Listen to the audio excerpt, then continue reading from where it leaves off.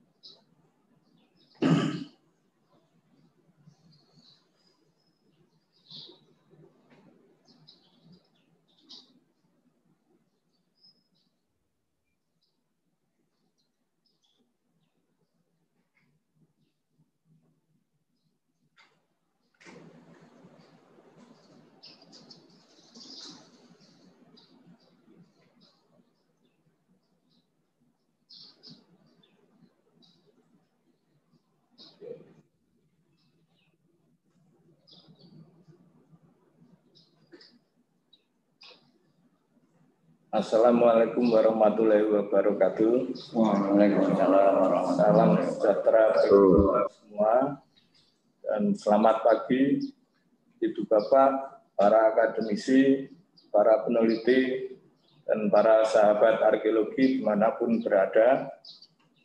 Selamat datang pada acara temu ilmiah rutin Balai Arkeologi Provinsi Daerah Istimewa Yogyakarta yang ketiga, yang dilaksanakan secara daring melalui Zoom meeting dan YouTube channel, dan secara luring terbatas di ruang RP Suyono, Balai Arkeologi Provinsi Daerah Istimewa Yogyakarta.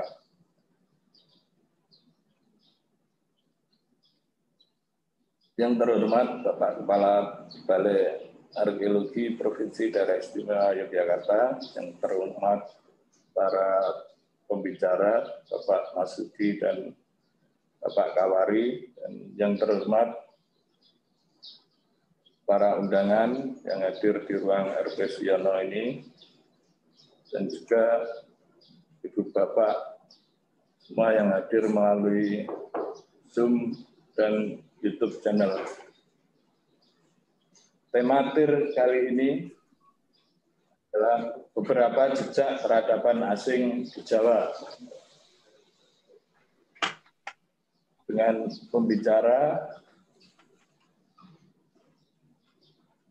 yang pertama Bapak Masudi dengan makalah Naskah Pikun Tertua di Jawa, dan yang kedua nanti Bapak Muhammad Kawari dengan makalah Rekonstruksi Jembatan Angkat Benteng Van den Bosch.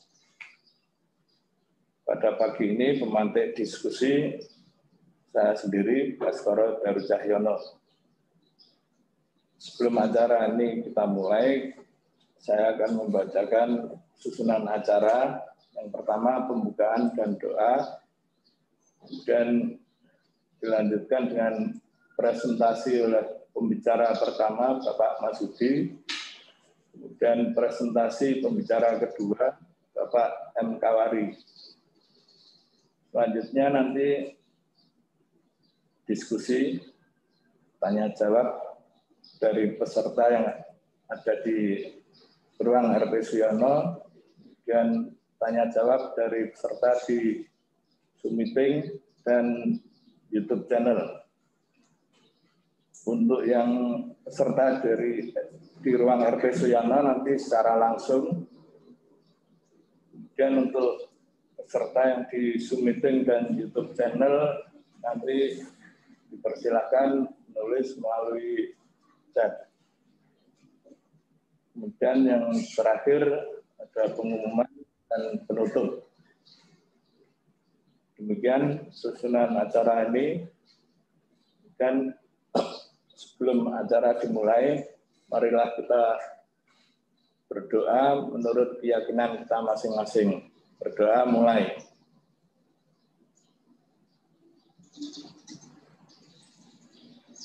Cukup. Selanjutnya, acara kedua kami persilahkan untuk pembicara pertama Bapak Masudi untuk menyampaikan prasarannya. Kami persilahkan. Ada juga teman dari. Sebelumnya selamat datang para undangan yang hadir di ruang RP Suyono ini. Silakan Pak Masudi.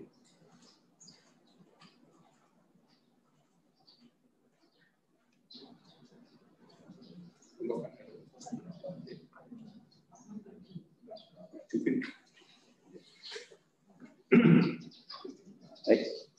Assalamualaikum warahmatullahi wabarakatuh. Terima kasih atas kesempatan yang diberikan kepada saya untuk menyampaikan makalah saya tentang naskah kuno, naskah Pegon tertua di Jawa. Ini sengaja saya ambil judul ini karena ini merupakan satu hasil penelitian yang dilakukan oleh Balai Arkeologi di Jakarta pada tahun 2019. Yang menurut kami ini adalah naskah Pegon yang tertua yang ada pada hingga saat ini. Baiklah, langsung kita pada jadi naskah ini dalam kondisi yang kurang terawat. Karena meskipun disimpan dalam satu kotak kayu yang di dalamnya terdapat botol berisi minyak. Ini maaf, saya langsung saja. Kemudian kondisi sampul berwarna coklat kehitaman di bagian depan dan belakang sudah rapuh, berlubang-lubang dan mengelupas. Terdapat lubang yang tembus hingga beberapa lembar akibat serangan serangga. Ini bisa kita lihat dalam gambar ini di bagian ujung naskah ini banyak terkelupas, bahkan ada lubang-lubangnya. Nah, ini juga bagian dari naskah yang basah karena minyak, sehingga berakibat pada ada bagian-bagian yang tertutup minyak. Nah, sehingga ada beberapa tulisan yang sempat kabur dan sempat tidak terbaca. Nah, ini salah satu kondisi naskah yang cukup memprihatinkan karena kurangnya suatu perawatan. Kemudian kalau dilihat dari bahan naskah itu terbuat dari bahan daluang kalau bahasa Jawa, yaitu bahan yang dibuat dari kulit kayu atau serat-serat tanaman. Kemudian sampul tipis dari kulit binatang. Dan bahan yang lain adalah tinta berwarna hitam dan merah dari bahan tumbuh-tumbuhan yang menghasilkan warna hitam dan merah. Kemudian alat tulis menggunakan ilalang atau lidi aren. Nah, dari bahan daluang, kalau kita melihat dari naskah kembali kepada yang di atas ini, kita akan melihat serat-serat yang ada pada lembaran-lembaran ini. Berbeda dengan naskah-naskah yang mungkin lebih muda, itu akan kelihatan lebih halus, dan apabila dilihat diterang dengan sinar yang lebih terang, itu akan ada bagian-bagian yang muncul dalam bentuk watermark atau cap air. Dan naskah-naskah yang demikian itu adalah naskah-naskah yang baru. Dan cap air itu adalah menunjukkan satu lambang produksi atau perusahaan yang mencetak bahan tersebut.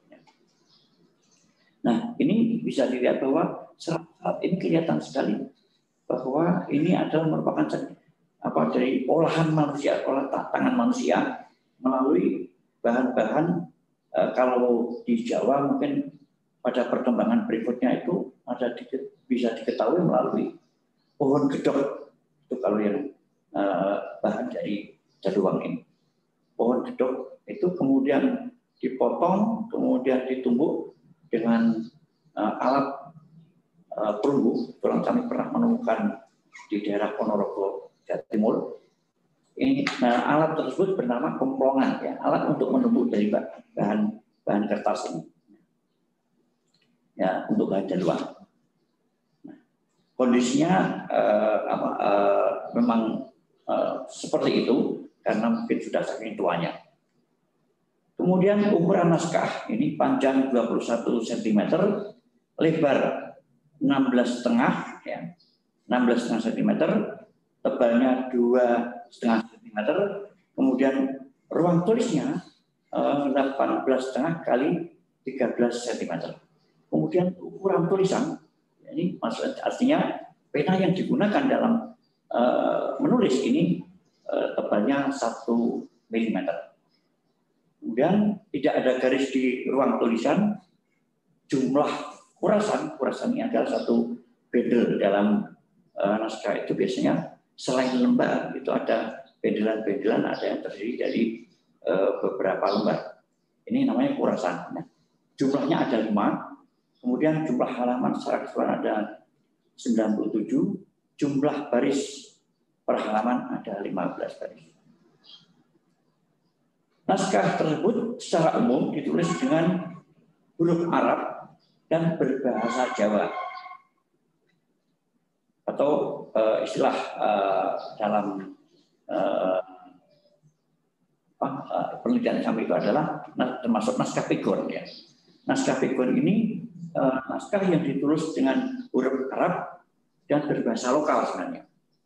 Tapi karena ini ditemukan di Jawa, ya, maka ini disebut dengan naskah pegon dan berbahasa Jawa. Kemudian naskah tersebut menggunakan jenis hot naskhi, ya, dalam bentuk yang masih sangat sederhana karena dugaan kami ini merupakan satu keterbatasan dari sang penulis. Jadi kenapa masih sederhana? Karena kemampuan si penulis belum maksimal, artinya belum mampu menerapkan kaidah-kaidah penulisan yang bagus. Nah, ini bisa kita lihat bersama naskahnya. Ini saya akan mencoba sedikit membaca saja dari bisa kita lihat mulai dari baris ke-5 ya, baris ke-6 ya. Jadi saya akan mencoba membaca anapun sakwuse donga lan puji ing tembang sejarah panampilan tubuh ingsun ing Jeng Muhammad dan condong lawan pitulo yang widi pan asih ing Jeng Muhammad wirya pamanggenipun lan malih riwayating kitab ing sanusi sinimpen gunge manpangati Muhammad Rasulullah wonten pangandikan ing baginda ing jero kitab sing nyerat nur maaf ini tidak bisa baca tidak tuwin amaca mihasi gaduh lir ngapeti sewu warsi. Nah, ini istilah-istilah atau bahasa-bahasa yang kalau bahasa sekarang saya juga banyak yang tidak mengerti ya, arti dari beberapa kata tersebut. Nah, kemungkinan karena mungkin ini naskah cukup tua, ini bisa jadi antara bahasa masa-masa pertengahan atau mungkin Jawa kuno, atau mungkin sebagian Jawa kuno dan juga sebagian masa-masa pertengahan. Kemudian nama penulis naskah belum diketahui, akan tapi kapan naskah tersebut ditulis dari salah satu halaman naskah tertera angka tahun 1347 ya. Masehi. Ini disebutkan Masehi. Nah, ini bisa kita lihat bersama pada bagian akhir naskah ini. Ini angka tahun yang ada di dalam naskah. Ini kalau saya baca dari dalam tulisan yang berbentuk segitiga ini dalam berbahasa Arab, dan kemudian ada angka Arabnya, kemudian di bawahnya ada mim. Bihamdillah wa aunihi alfun itu 1000 wa salasumi'ah wa sab'ah wa arba'in. Ini dalam bahasa Arabnya. Kalau ini angka 1347. Di bawahnya adalah angka sanah. Dan di bawahnya lagi adalah mim. Artinya, dengan memuji kepada Allah dan memohon pertolongannya, sanah tahun 1347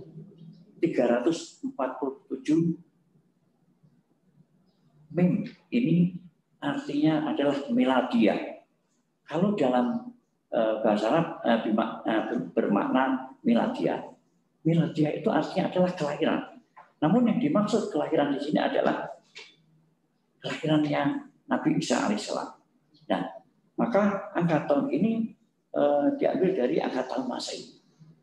Jadi meskipun naskah ini berhuruf Arab dan pada masa-masa Islam naskah ini menggunakan angka tahun Masehi. Meskipun pada umumnya naskah-naskah dalam Islam ataupun mungkin prasasti-prasasti Islam ini banyak yang menggunakan angka tahun Hijriah.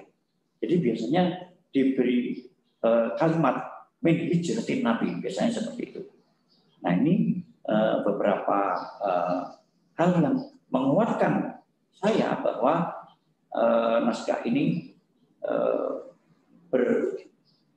mulai ditulis sejak abad 14 Masehi atau tahun 1347 Masehi.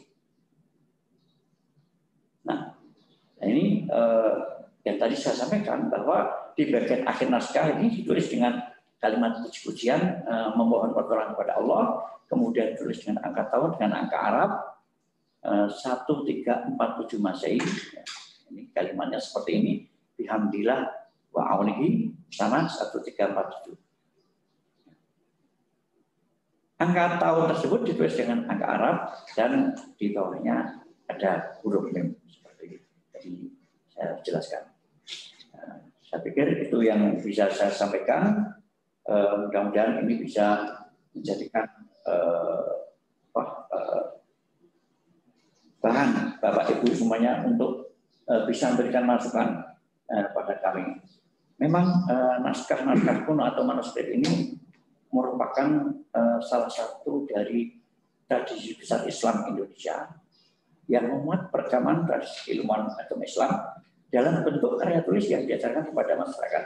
Oleh karenanya, naskah kuno merupakan sumber tulis yang dapat memberikan gambaran kehidupan manusia di masa lalu yang sejaman dengan dibuatnya sumber tulis tersebut. Demikian yang dapat saya sampaikan. Kurang lebihnya saya mohon maaf, dan waktu saya kembalikan kepada moderator. Assalamualaikum warahmatullahi wabarakatuh. Terima kasih Pak Masudi. Jadi Pak Masudi telah menyampaikan prasarannya tentang naskah Pegon tertua yang ada di Jawa. Ini merupakan salah satu contoh dari jejak peradaban asing yang ada di Indonesia. Sangat menarik. Nanti kita akan lanjutkan dengan diskusi, tapi sebelumnya pembicara kedua, Bapak Kawari, akan menyampaikan prasarannya.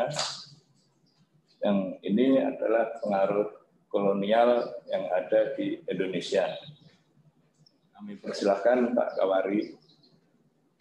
Ya, terima kasih Pak Baskoro. Assalamualaikum warahmatullahi wabarakatuh. Salam sehat selalu. Selamat pagi.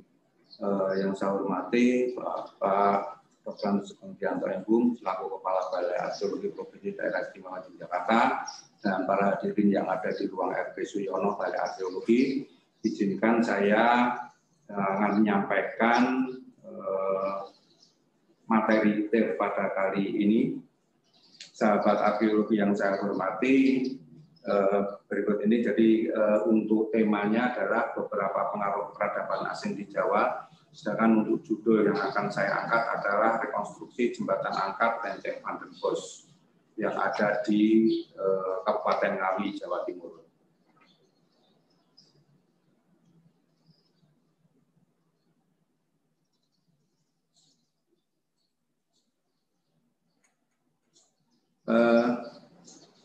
Benteng tersebut yaitu secara administrasi terletak di Kelurahan Kelem, Kecamatan Ngawi Kota, Kabupaten Ngawi, Provinsi Jawa Timur.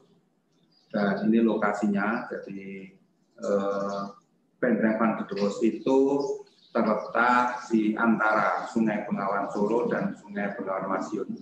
Jadi Bengawan Solo itu mengalir dari arah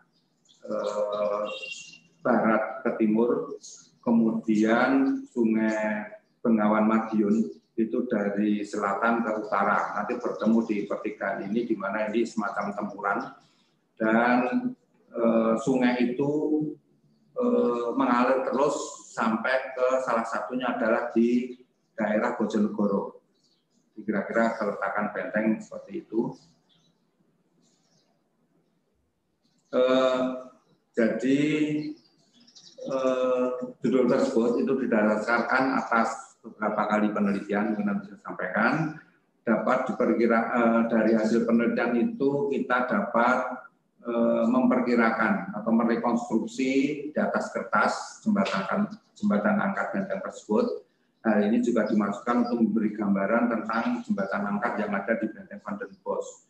Mengingat bahwa dari data-data yang ada, terutama foto-foto lama, itu tidak terlihat adanya jembatan seperti yang dimaksudkan. Jadi ini beberapa kali penelitian yang sudah kita lakukan, ada sampai 9 kali, dari 9 kali ini menjadi salah satu yang menjadi bahan utama di dalam pembuatan rekonstruksi jembatan angkat di atas kertas. Nah, ini data pertama kali kita mendapatkan, jadi kita mengadakan penelitian di Benteng Van den Bosch itu pertama kali tahun 2013. Hal itu didasarkan atas permintaan langsung dari Bapak Bupati Ngawi pada waktu itu, yang minta Balai Arkeologi untuk mengadakan penelitian di sana. Hal itu juga terkait dengan bahwa benteng tersebut mulai tahun tersebut sudah diampu atau dikelola oleh dinas pemerintah daerah Kabupaten Ngawi, meskipun pihak Armet 12, karena memang sebelum dikelola oleh Pemda itu yang menguasai dalam tanda petik benteng itu adalah pihak Armet 12 Ngawi.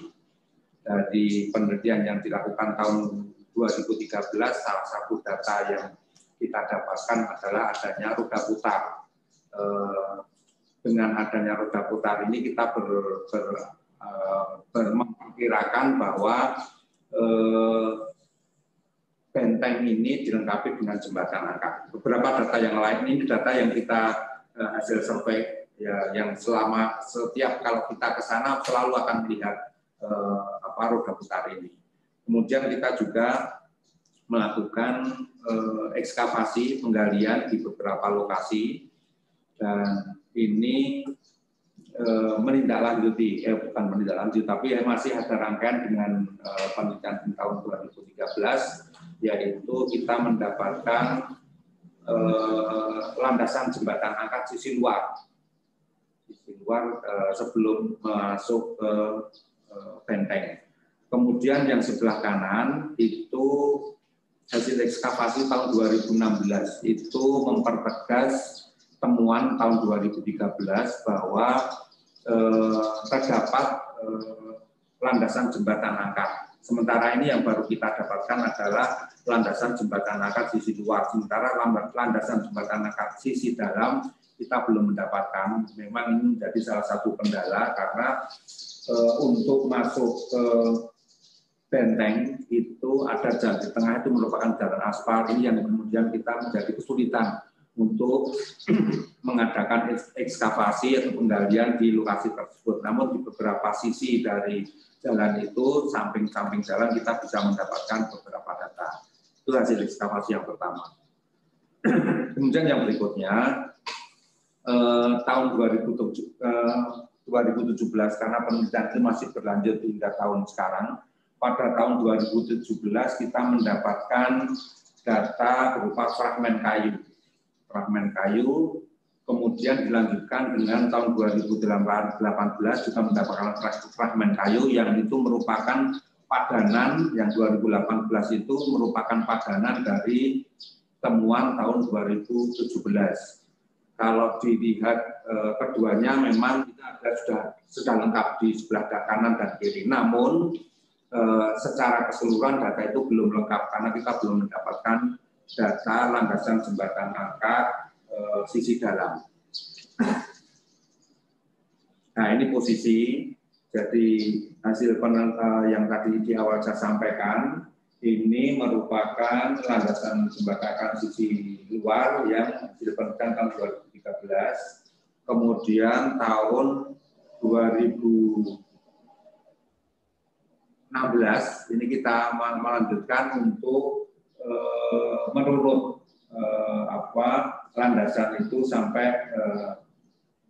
lengkap sepanjang jalan, selebar jalan maksud saya. Kemudian pada tahun 2017 kita yang tadi saya sampaikan temuannya posisinya di sini. Kemudian tahun 2018 ada di sini sehingga merupakan padanan dan ini yang bisa kita lihat kalau tidak usah karena masih berada di permukaan tanah, hingga kalau kita mau masuk benteng benda ini, objek ini masih bisa kita lihat. Nah, ini hampir sama dengan yang tadi. Ini kira-kira nanti untuk merekonstruksi jembatan angkat yang ada dari data-data itu dari jembatan angkat yang ada di benteng tersebut. Nah, ini dari temuan-temuan tadi, kemudian di atas kertas kita merekonstruksi jembatan tersebut. Ada dua alternatif. Alternatif pertama seperti ini.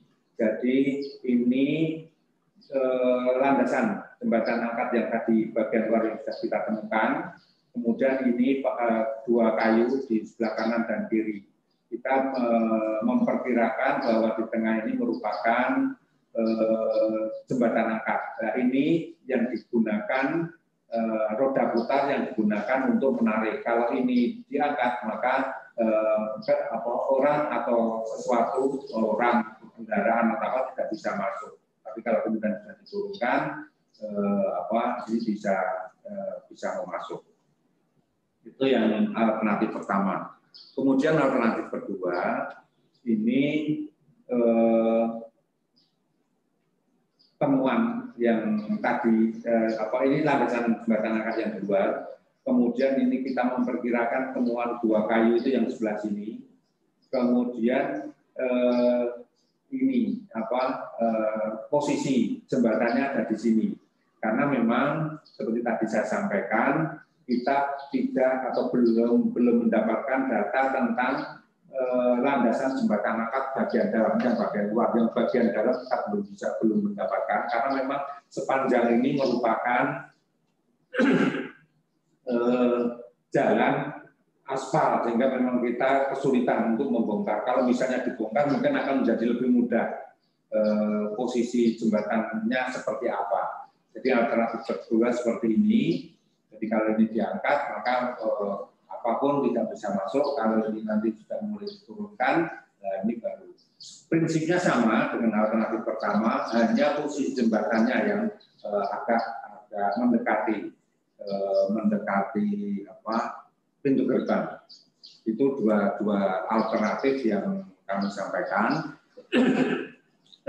Sebagai bahan perbandingan, sebetulnya tidak hanya benteng Pandenbos saja yang benteng Belanda yang dilengkapi dengan jembatan angkat. Ini sebagai contoh adalah benteng Vastenburg di Solo. Jadi ada foto lama dan ada lukisan. Jadi ini sebagai bahan perbandingan saja. Hanya saja memang yang di benteng Solo di Surakarta itu tidak memakai roda putar, tidak ada roda putar di dalamnya. Hanya ini ada dua kayu yang nanti ini dikasih. Kalau melihat fotonya jelas ini ada kayak semacam tali, maksudnya rantai atau apa. Ini yang langsung diturunkan untuk menarik jembatannya agar di atas. Jadi nanti ini sangat manual. Jadi nanti ditarik, ini ada tarik, kalau ini ditarik ke bawah maka jembatannya akan naik. Jadi memang prinsipnya hampir sama, hanya ini lebih katakanlah lebih manual begitu. Kalau tadi ya, kalau yang di benteng Pandenbos itu pakai roda putar yang ada di bagian dalam pintu gerbang, kalau ini hanya dua kayu yang ditariknya dari sini. Itu sebagai bahan perbandingan. Sebetulnya benteng di Jogja, Pandenbos juga begitu, tapi ini juga kami belum mendapatkan fotonya, tapi dari beberapa literatur kita mengetahui bahwa selain benteng Pandenbos ada benteng di Surakarta dan Jogja. Karena memang kronologinya berbeda, jadi untuk yang di Jogja dan Solo itu lebih tua daripada benteng Pandenbos. Jadi benteng Pandenbos itu dibangun kira-kira 9 tahun setelah perang Diponegoro, perang Jawa. Jadi dibangun tahun 1839 sampai 1845. Ini sebagai bahan perbandingan untuk merekonstruksi jembatan angkat bentengan. Dari perbandingan yang di benteng Solo, kita membuat gambaran seperti ini. Jadi tadi ditarik, kalau ini nanti diturunkan, mobil bisa lewat, tapi kalau nanti ditarik, bahwa ini hanya ilustrasi saja nih, bahwa ini naik sehingga apapun tidak bisa melewati parit benteng.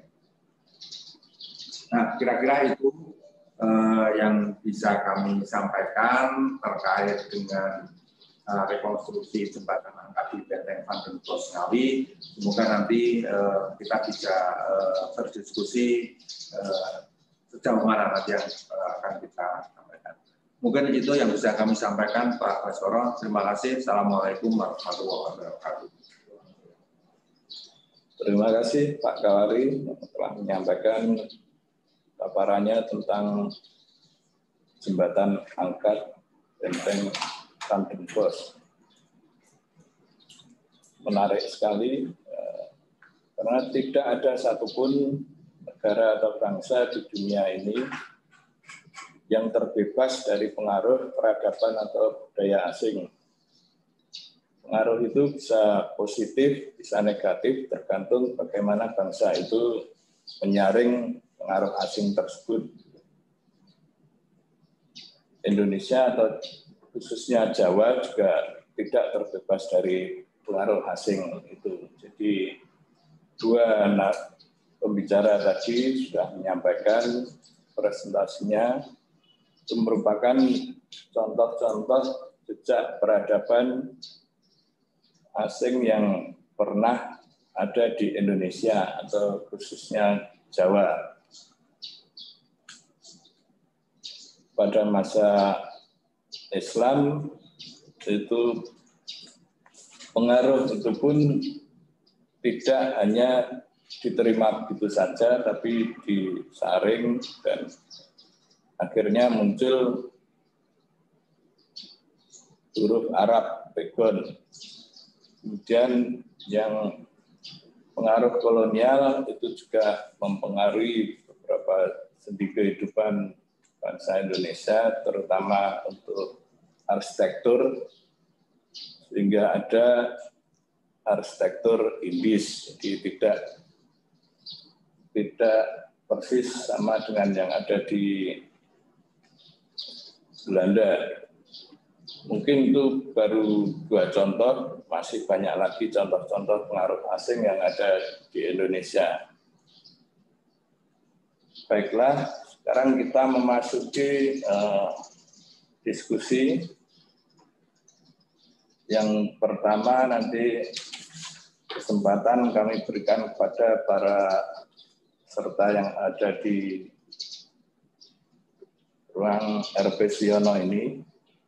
Ada 2 undangan, tamu undangan yang hadir, Pak Krisna dari Tribun Jogja dan Pak Yuvin Tarto dari Darwatan Rakyat. Kami persilahkan dua-duanya bisa bertanya kepada 2 pembicara. Siapa dulu? Ya, silakan Pak. Saya nggak usah pakai mic ya. Ya, ini langsung. Kalau saya mungkin langsung ke Pak Mas Rudi, saya tertarik tadi kan memaparkan naskah Sekon tertua asal angka tahun 1347 ya, 1347 Masehi. Nah mungkin apakah sudah ada semacam penelitian lebih dalam lagi, mengingat angka tahun 1347 ini artinya masa di mana pengaruh Majapahit masih cukup kuat pada waktu itu, 1347, sementara Hayam Wuruk itu disebut meninggal atau wafat pada 1389, jadi ada rentang waktu lumayan panjang. Kemudian data lain menyebutkan bahwa Majapahit runtuh atau pengaruhnya mungkin sudah tergantikan oleh era baru itu 1408. Nah, yang ingin saya tanyakan karena tadi disebutkan bahan bakunya, kemudian dicantumkan angka tahun di situ, kemudian penggunaan aksara Arab, kemudian bahasanya bahasa Jawa gitu. Apakah kemudian mungkin kan ada semacam tafsir atau interpretasi naskah ini dibuat oleh kelompok masyarakat mana, di mana, kemudian bahasa Jawanya yang digunakan ini apakah bahasa Jawa kuno atau bahasa Jawa yang sudah berbeda dibanding dengan era, katakanlah era Majapahit, karena pada waktu itu kan masih menggunakan banyak bahasa Jawa kuno dan sebagainya. Mungkin jadi dari materi yang sudah pernah dikaji, diteliti dari naskah yang ada ini bisakah kemudian kita mengidentifikasi naskah ini dari mana, siapa, ke kelompok mana yang membuat. Kan kalau misalnya nih bahasanya Jawa, artinya ini kan rasanya tidak mungkin dibikin oleh masyarakat Aceh yang secara masuknya Islam mungkin lebih awal. Itu Pak Mas Rudi. Yang pertama mungkin ke Pak Mas Rudi dulu, nanti mungkin kalau ada kesempatan ke Pak Tawari. Demikian Pak Askoro. Ya. So, Pak Tawari sekalian atau mungkin saya belum topik yang menarik. Terima kasih untuk Pak Yuvin Tarto. Ya, terima kasih waktunya. Dalam seminar ini kan ada tema besar untuk beberapa jejak peradaban asing di Jawa. Nah, tadi dari Bapak Mas Rudi membicarakan tentang pada tahun 1300-an ya, 1300, kemudian disambung dengan Pak Tawari di tahun yang berapa ratus tahun ke depan. Nah, mungkin dari 2 penelitian ini apa bisa diambil benang merah hubungan antara mungkin pada waktu 1300 bisa mempengaruhi yang jejak kolonial berikutnya atau gimana gitu. Ya, mungkin yang ini bisa pada Pak Marsudi maupun Pak Kawari. Yang pertama dari Pak Kresna tadi, untuk Pak Marsudi, apakah ada penelitian untuk lanjut tentang naskah Pegon ini yang muncul pada masa Majapahit dan dibuat oleh masyarakat mana, di mana, dan dari mana. Yang kedua dari Pak Yuvintarto, bisa untuk Pak Marsudi dan Pak Kawari. Kami persilakan Pak Marsudi.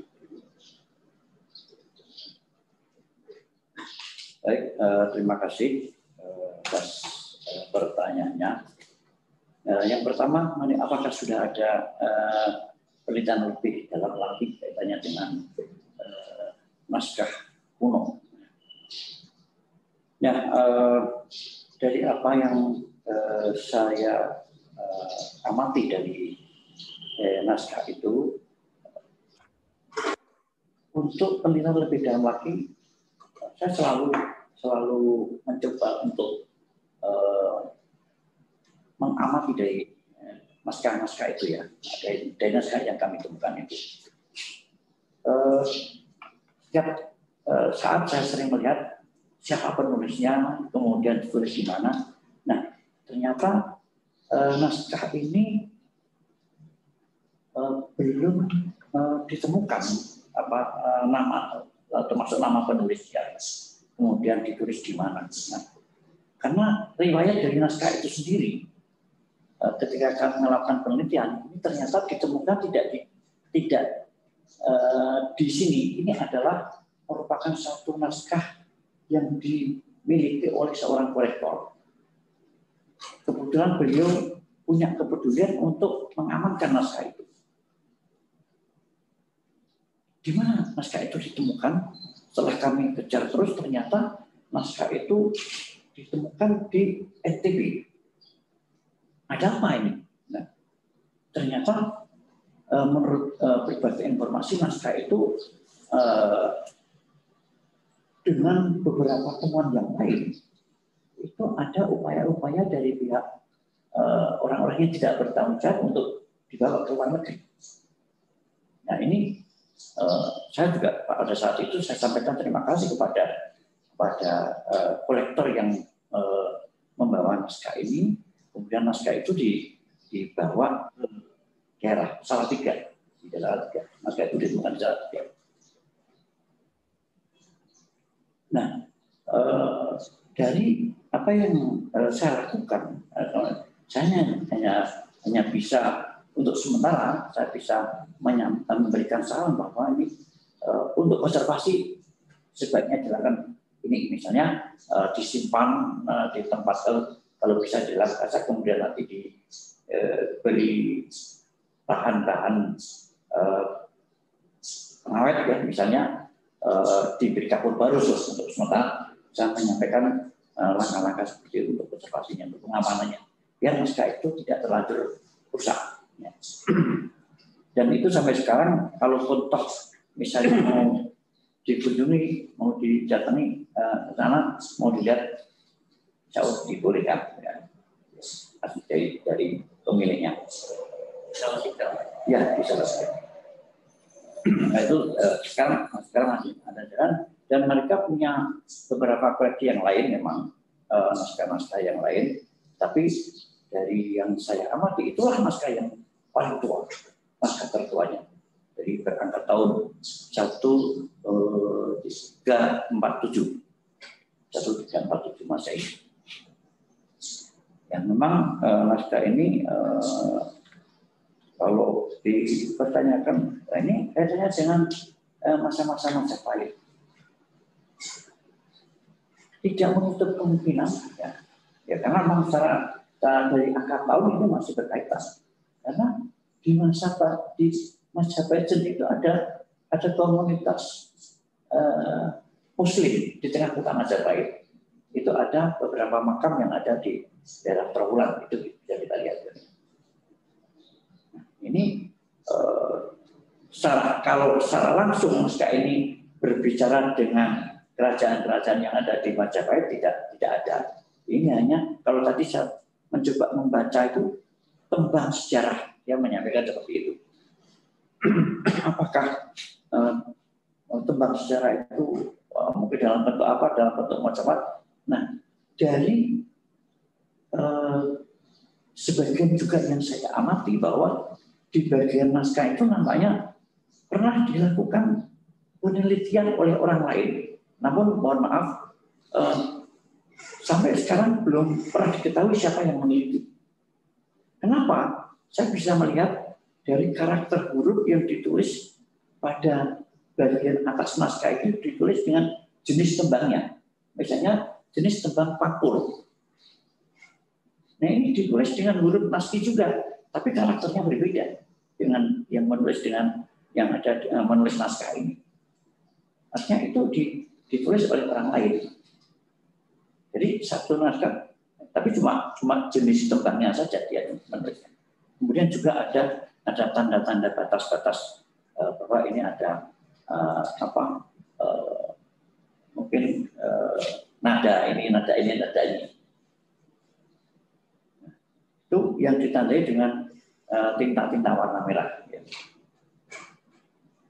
Itu kemudian oleh siapa juga tadi juga saya sampaikan bahwa nama penulis di naskah tersebut belum kami temukan siapa nama penulisnya.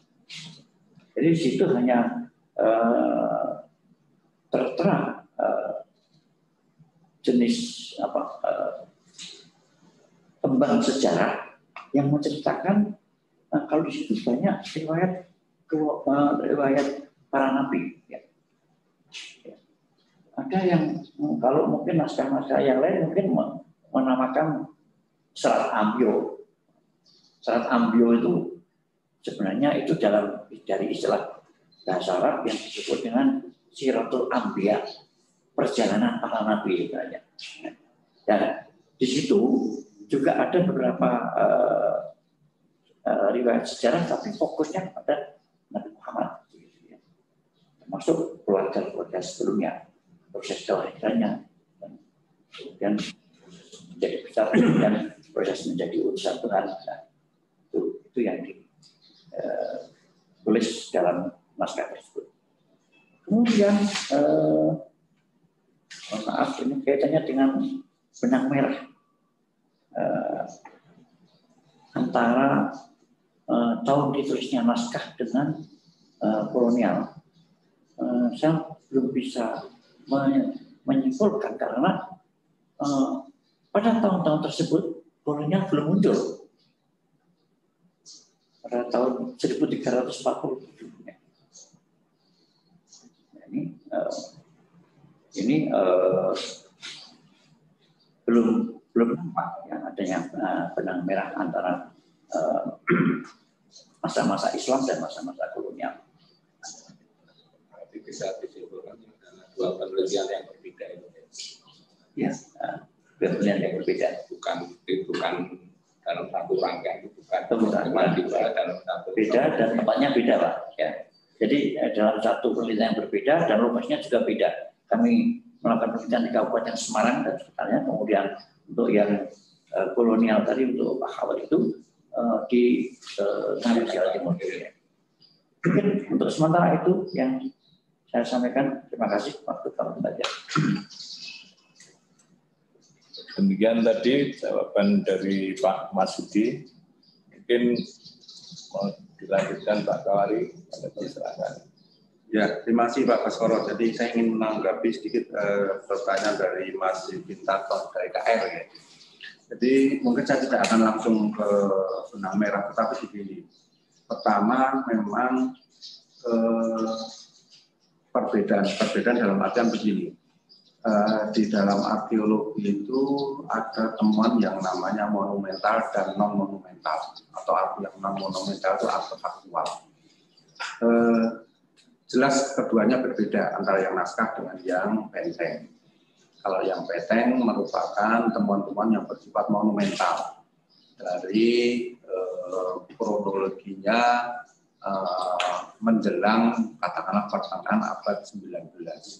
Sementara untuk naskah itu yang bersifat non-monumental. Karena sifatnya non-monumental, maka benda itu mudah bergerak, mudah dipindah kemana-mana. Seperti yang disampaikan di dalam penelitian itu ditemukan di Solo Tigo. Tetapi tadi juga disampaikan Pak Masudi, katanya awalnya dari NTT. Sehingga memang sulit. Jadi ditemukan di mana atau dibuat oleh komunitas apa, kemudian di mana itu menjadi sulit. Itu yang pertama. Kemudian yang kedua, kaitannya juga dengan kronologi. Kronologi jauh berbeda. Jadi kalau yang di Pak Masudi itu tadi 1.300 itu, saya menjadi teringat pada masa-masa Pahit itu ada komunitas atau apa ya, itu ada tinggalan makam di Troloyo. Kalau melihat kronologinya itu ada yang kronologinya itu masa-masa keemasan Majapahit. Kembali kepada ini. Jadi sementara untuk yang di Benteng Ngawi itu salah satu benteng yang tergolong muda dengan yang di Jogja dan Solo itu ada selisih kurang lebih hampir ya setengah abad lebih sedikit itu. Sehingga memang kalau ditanyakan benang merahnya, memang itu dari dua penelitian yang berbeda, fokusnya beda. Mungkin itu yang bisa kami tanggapi. Terima kasih Pak Kasamo. Terima kasih Pak Kawari. Jadi tadi Pak Kawari maupun Pak Masudi menanggapi pertanyaan dari Pak Sugintarto. Ini memang dua penelitian yang berbeda. Jadi mungkin tidak ada kaitannya. Dan ini sebenarnya saya boleh tambah satu lagi kan? Boleh, silakan. Iya, Pak Masdi, saya terus terang bukan tidak percaya ya, tetapi saya mungkin semacam itu penjelasan yang meyakinkan terkait dengan angka tahun dan kepastian naskah Pegon ini memang naskah Pegon ya tertua. Ini memang dibikin sesuai dengan apa yang tertera di dalam naskah itu, karena mungkin bisa dijelaskan apakah bahasa Jawa yang digunakan di naskah itu sejaman dengan bahasa Jawa yang digunakan di era-era itu, maksudnya di era Majapahit gitu. Karena kalau yang kita ketahui banyak naskah, bukan naskah ya, tulisan-tulisan yang ditinggalkan di era Majapahit itu dalam bentuk prasasti batu misalnya kayak gitu. Kemudian mungkin dari sisi bahan baku itu apakah bisa bertahan selama 6 abad yang dipakai untuk di naskah Pegon ini ya, karena mengingat pada masa itu juga masih populer penggunaan prasasti batu atau tamra atau logam gitu ya. Atau jangan-jangan ini naskah yang ditulis ulang barangkali gitu ya. Karena penemuannya juga ada di Nusa Tenggara Timur, di Nusa Tenggara Barat ya Pak. Dan mungkin dari situ Pak, supaya angka tahun ini apakah memang kita bisa langsung diyakinkan, atau mungkin Pak Sugeng barangkali bisa membantu menjelaskan, karena kan dari sisi kebudayaan Jawa kuno ini, kira-kira nanti mungkin dari naskah ya bahasa Jawa yang digunakan apakah bersesuaian dengan masa itu atau tidak. Mungkin itu Pak. Jangan-jangan ini pakai bahasa Jawa agak baru gitu ya, sehingga mungkin kita dari situ mungkin bisa meragukan bahwa ini mungkin naskah baru gitu ya, ditulis dengan angka lama. Itu Pak, tambahan saya Pak. Ya, silakan Pak Masudi tanggapi. Ya, untuk Pak. Nanti kalau PR itu Pak Masudi menurut saya itu ini yang ini saya kita katakan aja mungkin untuk Pak juga. Terima kasih ya Pak. Saya lupa nanti Pak Jupin Pak. Kita mau bahas nah itu dari yang ibu nih, tapi apa yang mau juga Iya Pak. Jadi betul ini untuk catatan penting Pak Masudi. cara tadi itu apa betul bermasai. Oke, kita tulis name. Nah, jangan lupa betul bagisnya, menurut saya catatannya bahasa. Ya. Bahasa Majapahit itu masih Jawa kuno. Ya. Nah, setelah itu nanti kan kita masuk ke bahasa Jawa Pertengahan kan gitu kan. Terus masuk ke Jawa Baru. Nah, ini bahannya pakai bahasa Jawa apa Pak maksud itu? Lengkapnya. Coba dicek betul. Kalau ini Jawa kuno mungkin kalau Jawa Pertengahan berarti setelah Majapahit. Kalau Jawa Baru ya berapa ya 18-an dulu ya 19-an itu satu. Kemudian yang kedua tembang seperti pangkur apa udah dikenal di Majapahit atau tempat tembang itu juga penting juga untuk dengan cross check ya, dengan cross check. Karena bahasanya yang kedua teman-teman yang ada di situ itu penting sekali. Kalau hurufnya sih dari Arab memang dari dulu lah, umumnya itu berubah itu. Nah, kemudian yang dia Pak Bisnis terkait dengan bahan, saya kira itu bisa saja Rasul tahu. Contohnya ini apa namanya negara agama itu kan ditemukan jadi juga kebetulan di NTT apa NTT kan itu bahannya tinggal lontar. Kita bertahan juga kan, dia tidak masalah. Tapi yang dari catatan penting bahasanya. Jawa kuno, pertengahan atau Jawa Baru. Kemudian tembang-tembang yang ada di situ apa sudah dikenal di masa Majapahit. Itu jadi salah satu. Jadi untuk meng-cross check angka 1347 tadi. Itu jaya-jaya Majapahit itu juga 1347. Itu dan untuk Mas Kawari ya.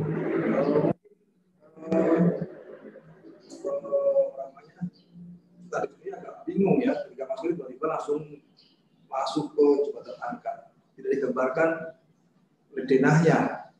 Jadi kenapa harus ada jembatan angkat sih? Kenapa harus jembatan angkat? Karena parit di kelilingnya, itu kan. Itu loh, gambarkan paritnya dulu kan, ya kan. Nah, kalau nggak ada parit, ngapain jembatan angkat? Kan gitu. Nah, kenapa ada parit di situ? Karena dia benteng, gitu kan.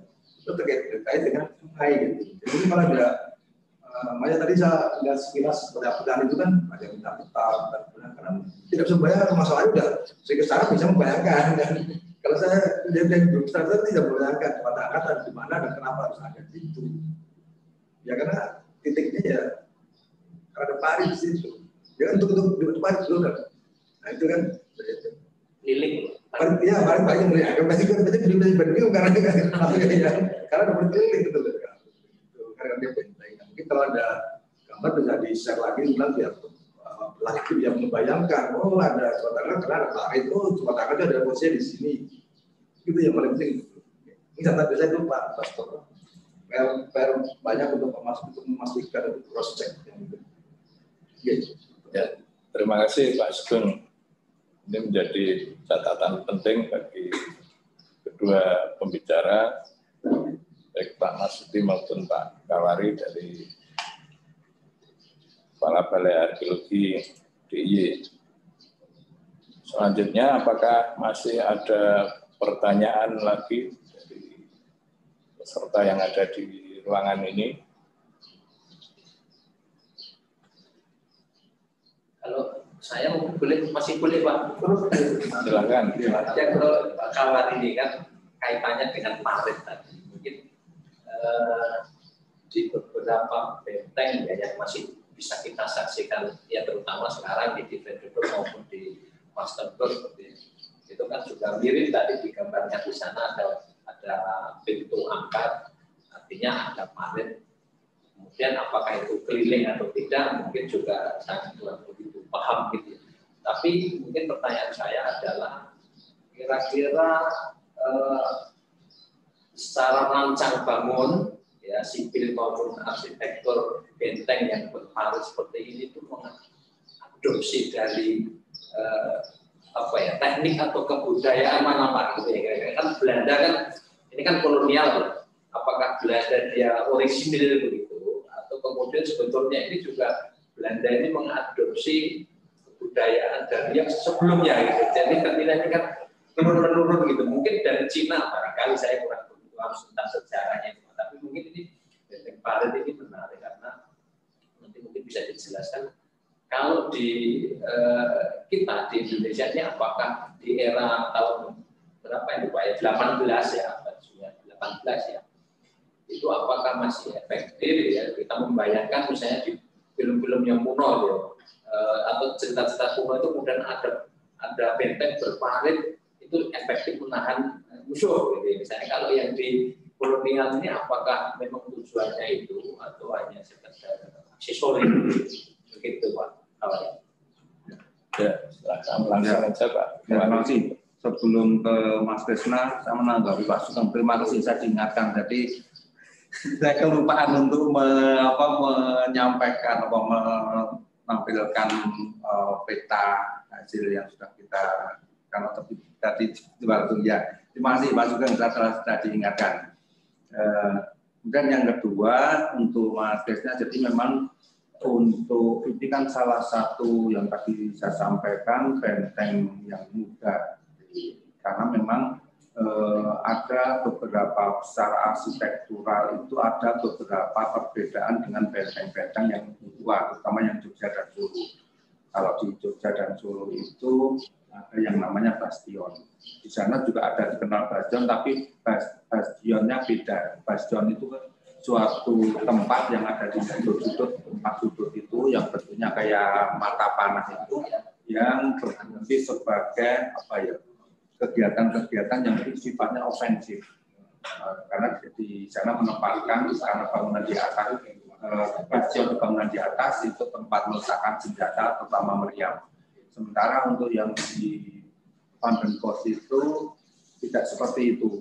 Memang ada bentuk di pojok-pojok itu, tapi bangunan tidak bertingkat dan kecenderungannya fungsinya bukan bastion. Kemudian memang kalau kita lihat benteng-benteng di Jawa, terutama benteng Belanda itu ada dua. Ada yang menggunakan dilengkapi dengan parit, tetapi ada yang saya lihat kayaknya tidak ada parit. Parit dan beberapa komponen lainnya itu menunjukkan ciri-ciri atau komponen pertahanan. Pertama, kalau yang di Van den Bosch itu ada di paling luar itu ada parapet. Parapet itu kayak semacam penghalang. Kalau di bangunan tradisional Jawa itu namanya rono atau kelir. Jadi untuk di depan bangunan itu ada bangunan penghalang itu agar kegiatan-kegiatan yang di dalam rumah itu tidak terlihat. Sebelumnya kan juga yang di Van den Bosch itu ada permanen pakai bangunan.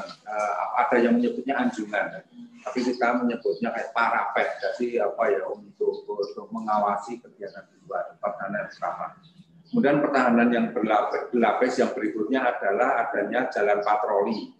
Jalan patroli itu yang mengelilingi benteng, tetapi sekarang banyak bagian-bagian yang sudah hilang karena digunakan untuk kegiatan-kegiatan mungkin Ahmed pada waktu itu. Kemudian yang komponen pertahanan yang ketiga adalah parit. Parit keliling. Maaf tadi saya tidak menyampaikan tiba-tiba langsung sembarangan angkat. Jadi parit keliling yang ada di benteng Van den Bosch itu lebarnya bervariasi. Yang paling lebar itu yang di bagian belakang itu kemarin kita sempat mengukur sekitar 20 meter.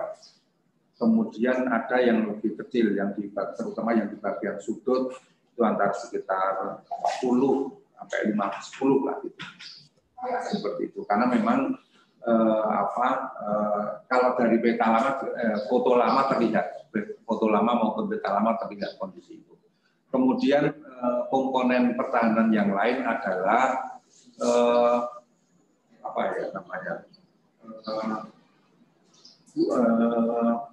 bukan bukit lah, artinya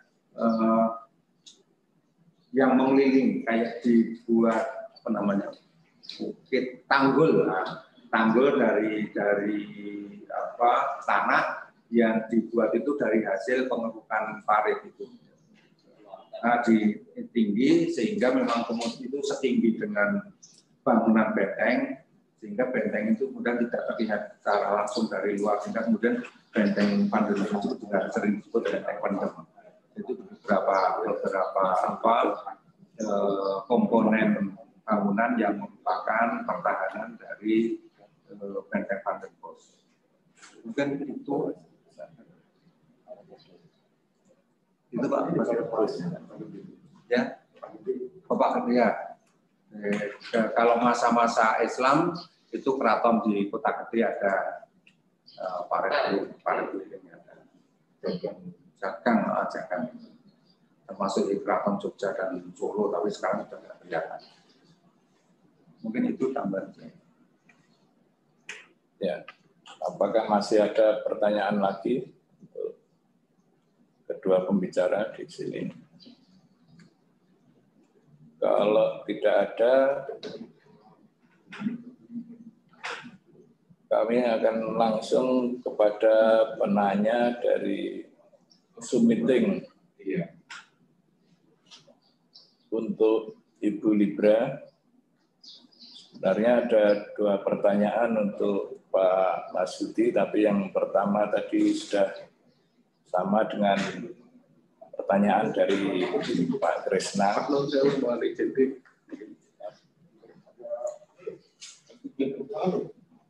Selanjutnya langsung pertanyaan yang kedua.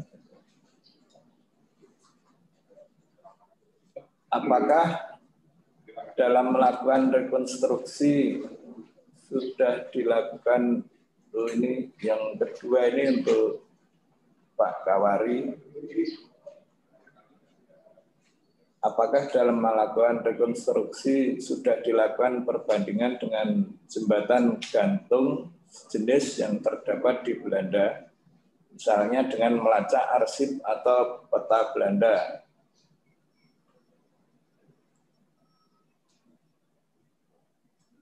Dan di situs Banten Lama terdapat jembatan gantung Belanda juga dengan diangkat. Apakah sejenis dengan jembatan gantung di Banten Lama?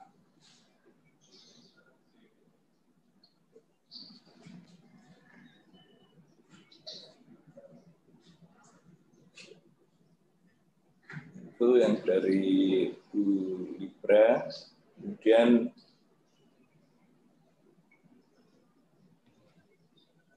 dari Tias di Bekasi, bertanya kepada Bapak Kawari, apakah mungkin fungsi jembatan angkat Pandenbos pada masa tersebut bisa dibuka tutup untuk akses kapal atau perahu yang melalui Sungai Bengawan Solo?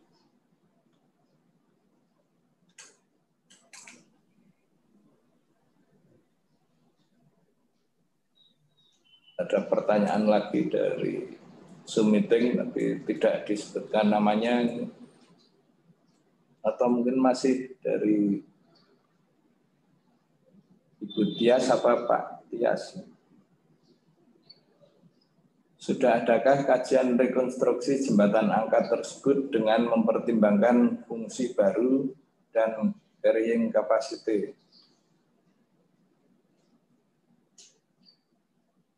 Kemudian dari Topan Biono Purboyo, apakah benteng-benteng peninggalan Belanda yang ada di Indonesia mengandung unsur kebudayaan Indis? Kalau iya, bagian mana saja yang mengandung unsur kebudayaan Indis tersebut?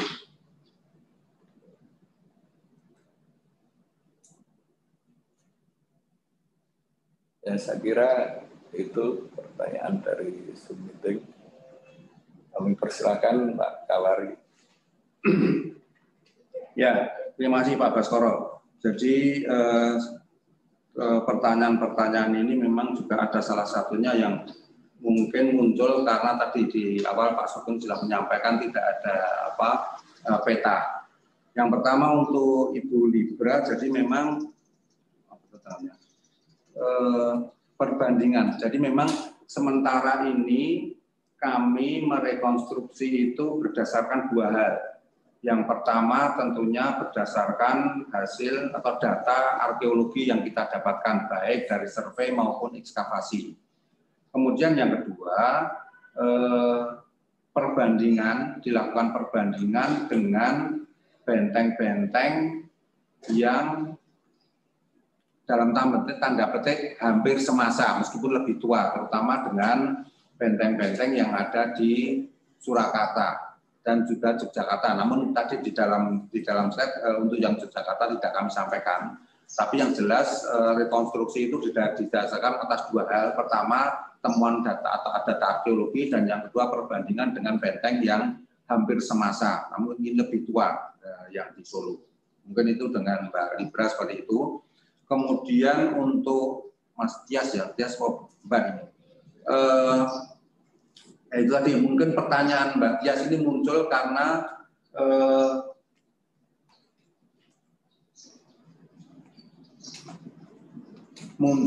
memang saya tidak menampilkan peta atau DINA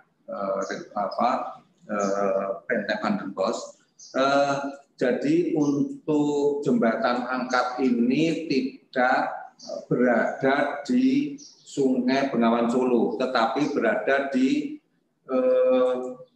parit yang mengelilingi benteng Van den Bosch. Jadi pertanyaan saya seperti itu. Jadi tidak melalui Sungai Bengawan Solo. Kalau di dalam peta, bukan dalam peta sebagai bentar ini saya coba.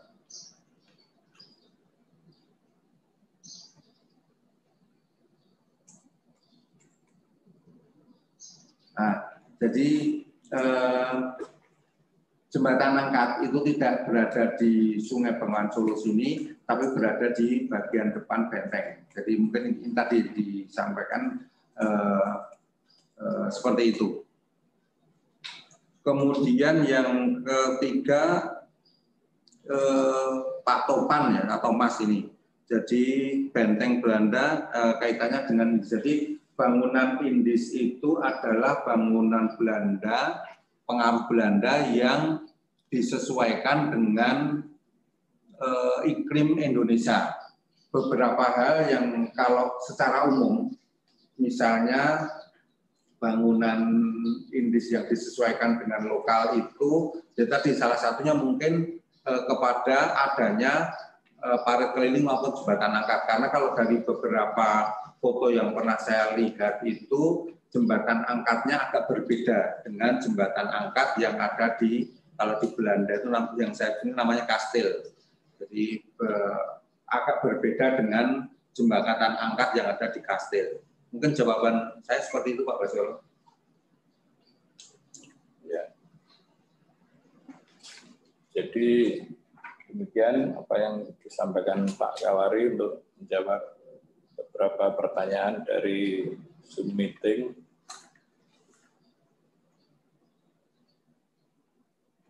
Apakah masih ada pertanyaan yang lain?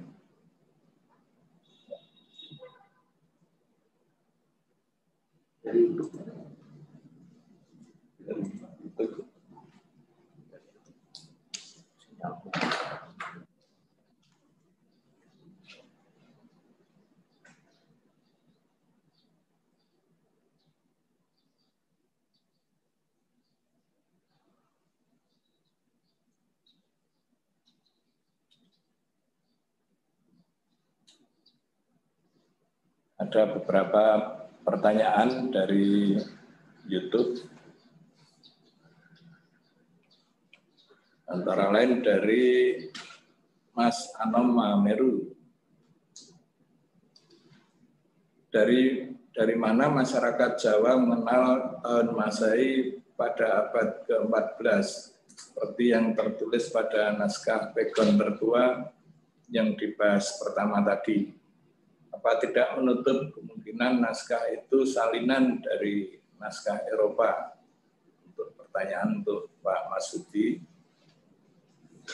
Kemudian dari Mas Fransiskus Kurniawan untuk Pak Kawari.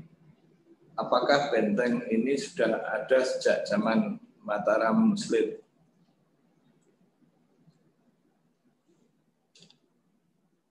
Ya, ada dua pertanyaan tersebut. Yang pertama untuk Pak Masudi, kami persilahkan. Nanti yang kedua Pak Kawari.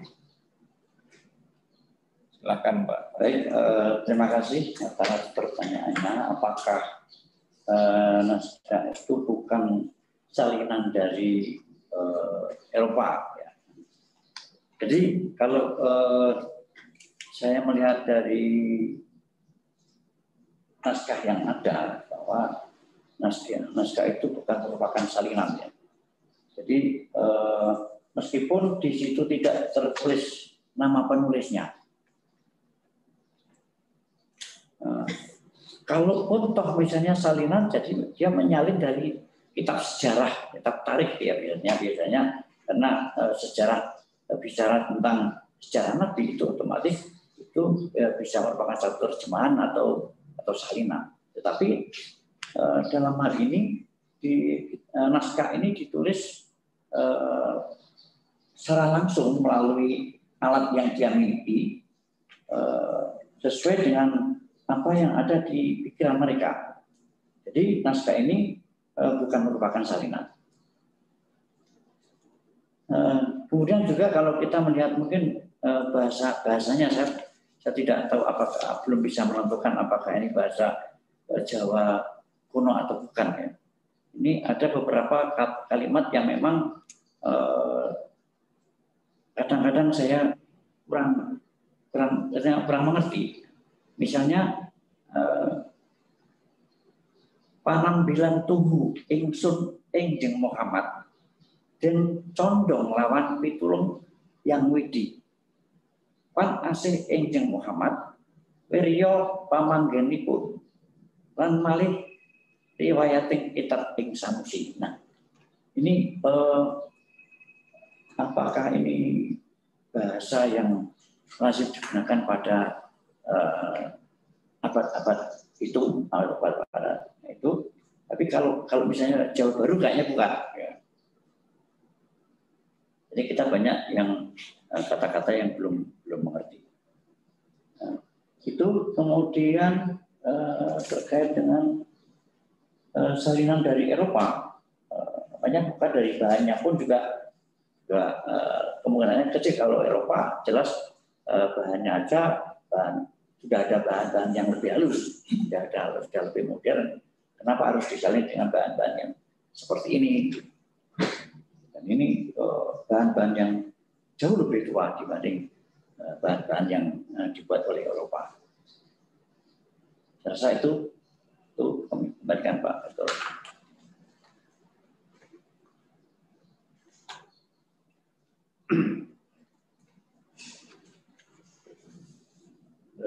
Pak Kawari, silahkan. Ya, terima kasih Pak Baskoro. Jadi Mas Fransiskus Kurniawan. Jadi pertanyaan adalah apakah benteng ini sudah ada sejak Mataram Muslim? Saya akan menjawabnya begini.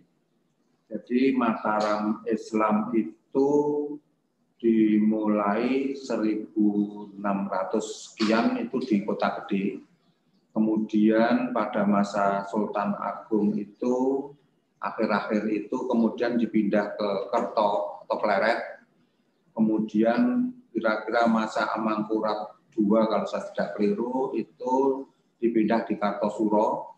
Kemudian dari Kartosuro itu pindah lagi ke Surakarta, Solo. Dan pada tahun 1755 itu ada perjanjian Giyanti yang isi pokoknya adalah Palian Negari, negara dibagi menjadi dua, Jogja dan Solo. Nah, kalau melihat kronologi dari Benteng Van den Bosch itu 1839 sampai 1845 itu pembangunannya. Itu masa Mataram itu sudah ada di Jogja atau di Solo. Kalau di Jogja tahun 1839 sampai 1845 itu kira-kira pada masa H4 atau H5. Jadi kalau tadi pertanyaannya apakah benteng ini sudah ada sejak Mataram Muslim, ada, sudah ada. Cuman kronologinya tadi sudah pasca atau setelah Mataram Islam itu di Palian Negari dibagi menjadi 2, Jogja dan Solo. Dan ini kalau tahun seperti yang tertera di Benteng Van der Bos itu, kalau di Keraton Jogja mungkin sekitar HP 4 atau HP 5. Mungkin jawaban saya seperti itu. Demikian seluruh pertanyaan sudah dijawab oleh para pembicara. Mungkin ada yang tidak puas karena mungkin banyak juga pertanyaan yang mungkin ada yang sama, tidak bisa kami sampaikan semuanya, jadi hanya beberapa kami pilih untuk yang pertanyaan dari YouTube maupun dari Zoom. Dari dua pembicara tadi ada beberapa catatan yang untuk keduanya, antara lain untuk naskah pegon tertua di Jawa, ini mungkin perlu dikaji lebih jauh lagi dan dipastikan juga apakah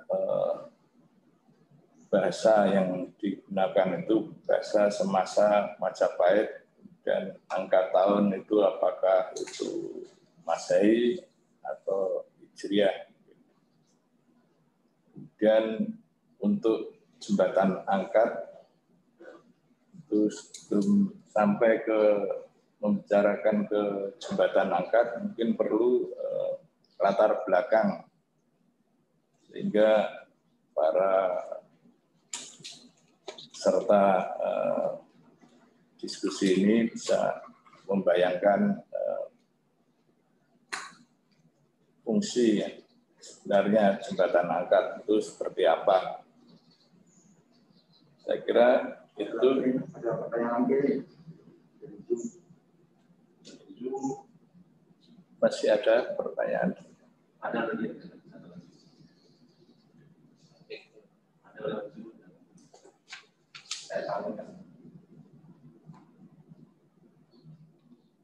Masih ada pertanyaan dari Zoom?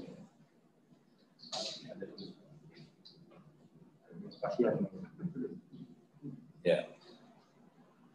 Dari Pak Asep Abdurrahman Hidayah. Mengapa pembangunan benteng pertahanan Belanda di Indonesia masa kolonialisme cenderung tidak mendapat penentangan dari Belanda?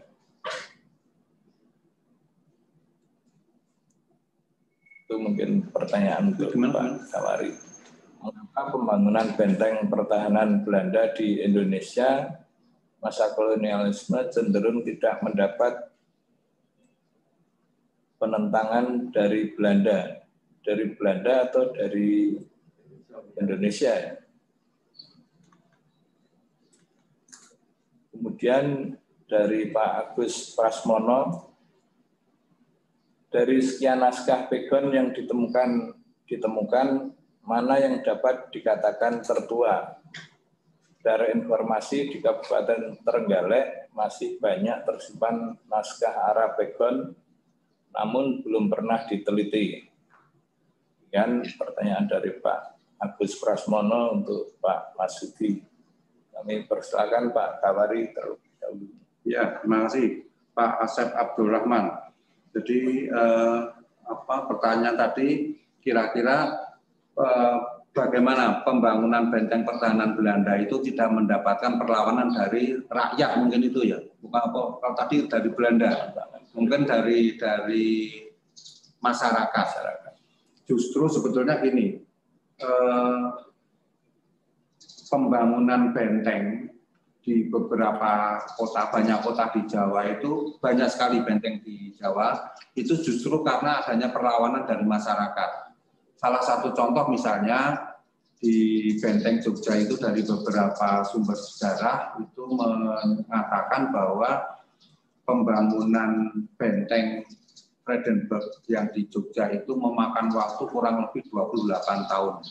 Karena panjangnya pembangunan benteng itu memang dengan pihak Sultan itu agak diulur-ulur waktunya agar Belanda itu tidak segera bisa menguasai kota Yogyakarta.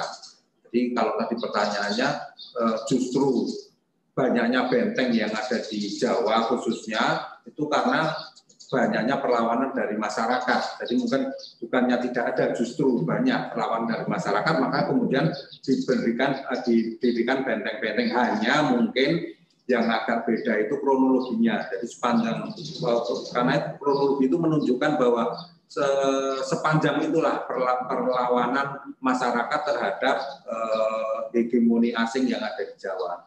Jadi jawaban saya seperti itu. Oke. Ya, demikian tadi dari Pak Kawari sudah menjawab pertanyaan, dan selanjutnya silakan Pak Masuki. Baik, terima kasih. Pertanyaan dari Trenggalek nih ya, jauh ya. Tentang ditemukan dari sekian naskah Pegon yang ditemukan, mana yang dapat dikatakan tertua? Tadi saya sampaikan, ya, naskah inilah yang menurut saya bahwa naskah ini yang tertua, karena selama ini kami belum pernah menemukan naskah yang berangka tahun lebih tua dari ini.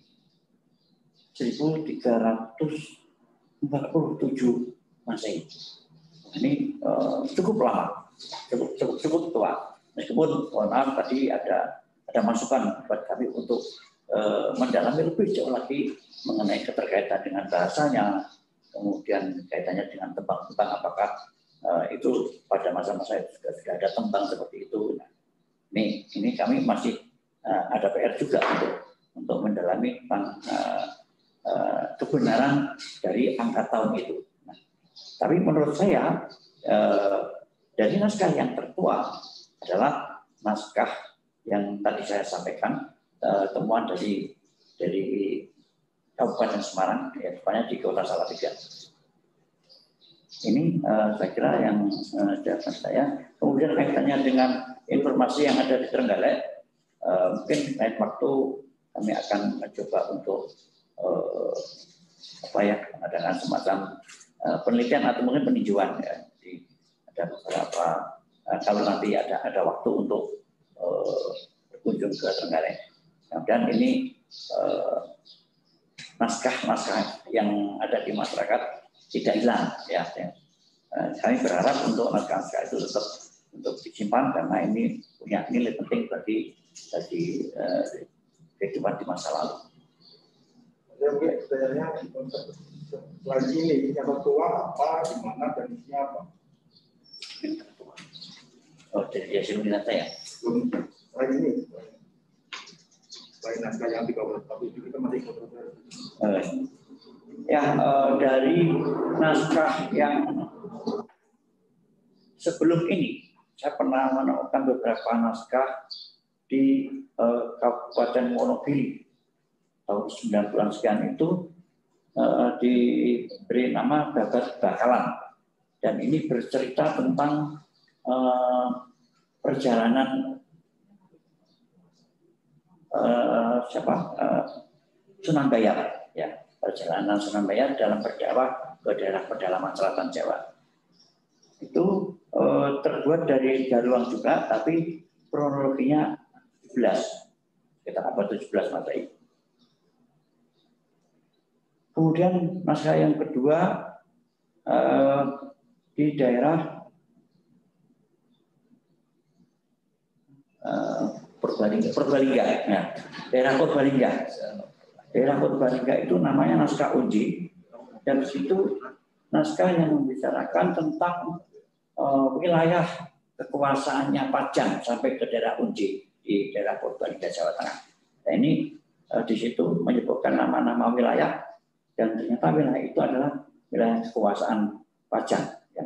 Jadi ada Mataram, dan sebelum Mataram ada Pajang, dan ternyata wilayah Pajang itu sampai ke daerah-daerah Purbalingga sana. Gitu.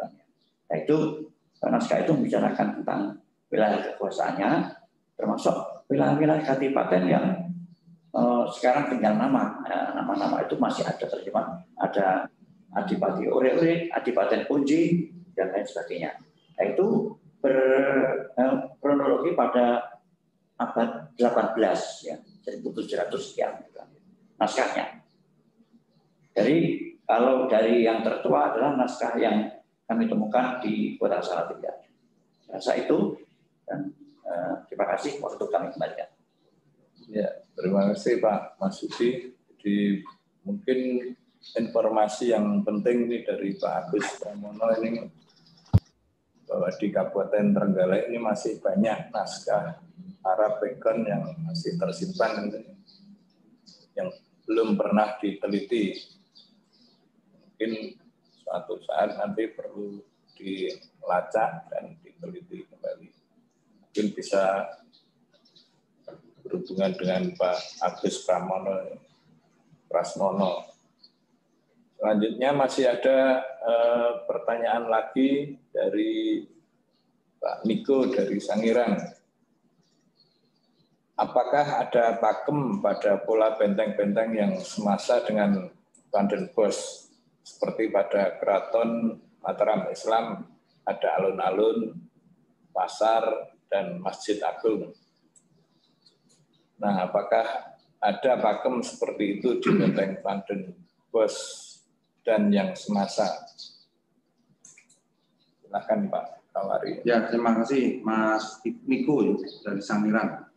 Jadi kalau saya lihat arsitektur benteng Van den Bosch ini yang tadi juga sudah saya singgung-singgung, misalnya terkait dengan bastion yang disebut bastion di benteng Van den Bosch, secara arsitektur beda dengan bastion-bastion pada benteng yang kronologinya lebih tua. Benteng seperti benteng Van den Bosch itu yang mirip adalah benteng Willem II yang ada di Ambarawa.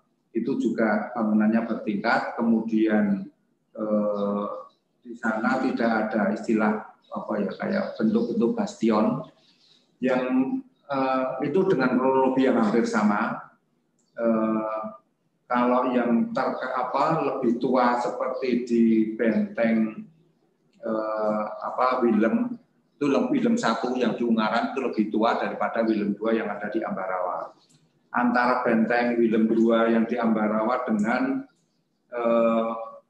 Van den Bosch itu mungkin hampir, kalau kronologinya hampir sama, hanya bedanya kalau yang di Willem II itu tidak ada parit kelilingnya, sementara di Van den Bosch ada, karena memang masih terlihat sampai sekarang. Sementara di Willem II tidak ada parit kelilingnya. Jadi memang kalau saya lihat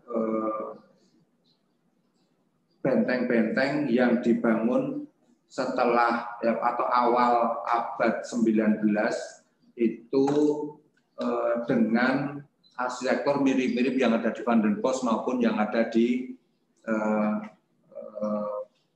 Willem II. Sementara kalau yang lebih tua, misalnya yang masa-masa yang lebih tua sedikit daripada Van den Bosch itu yang di Jogja dan Solo, itu arsitekturnya agak berbeda, terutama terkait dengan keberadaan bastion. Mungkin itu jawaban saya. Ya, terima kasih Pak Kawari sudah menyampaikan jawabannya.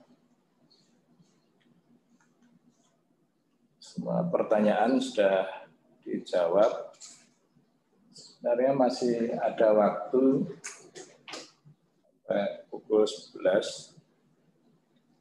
Apakah mungkin ada yang bertanya lagi yang lewat Zoom?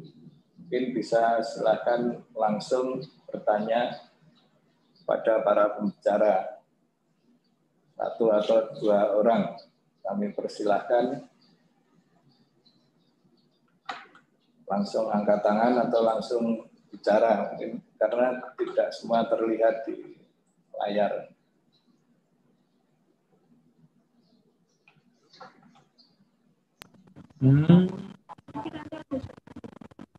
Sudah masuk suaranya.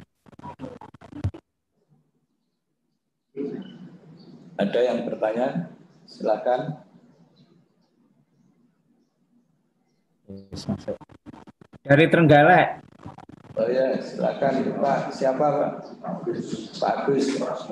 Ya.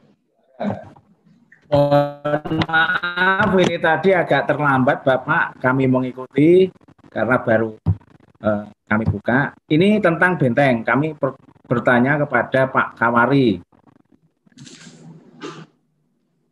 Ya, silakan.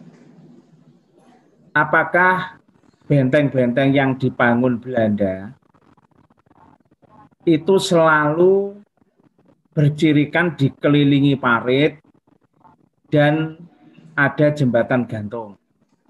Kemudian yang kedua, apakah pembangunan benteng dalam setiap kurun waktu itu selalu mempunyai ciri-ciri tersendiri? Misalnya benteng yang dibangun pada abad 18, 19, atau 20. Tadi dikatakan bahwa benteng yang di Ngawi hampir mirip dengan yang ada di Ambarawa.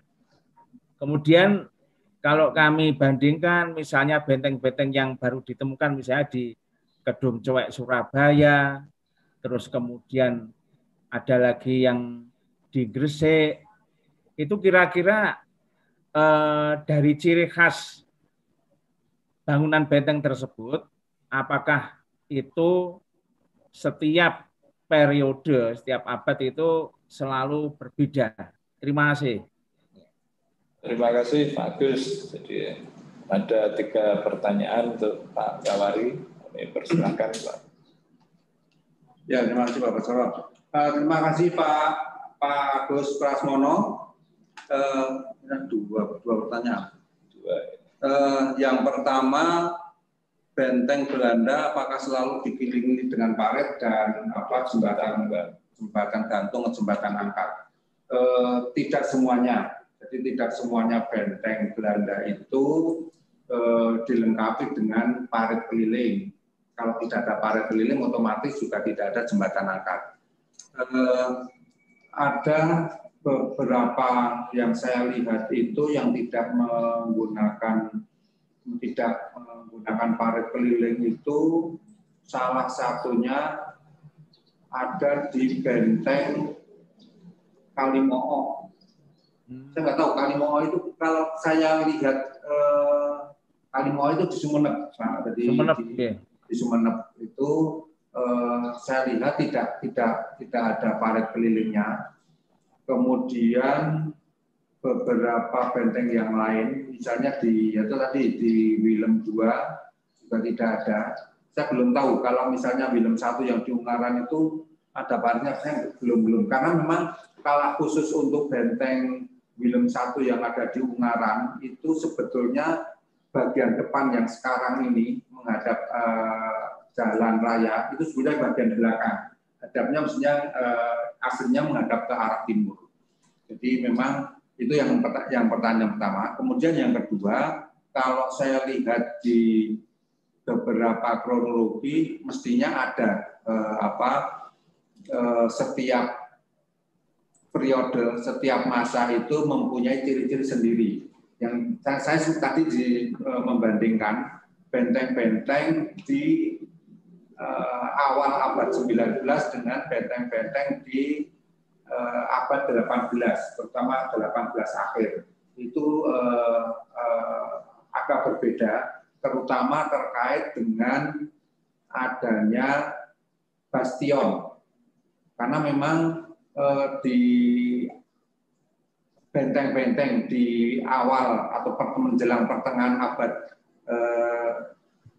19 itu tidak ada bastion dengan fungsi bastion seperti pada masa-masa sebelumnya. Jadi jawaban saya setiap masa yang dari kasus ini mestinya untuk yang ke belakang juga ada ciri-ciri yang lain. Mungkin jawaban saya sementara itu, Pak Basoro. Begitu Pak Agus. Nggih, matur nuwun. Nggih, matur nuwun. Nggih. Selanjutnya, apakah masih ada pertanyaan lagi? Kami persilahkan dari peserta yang lain.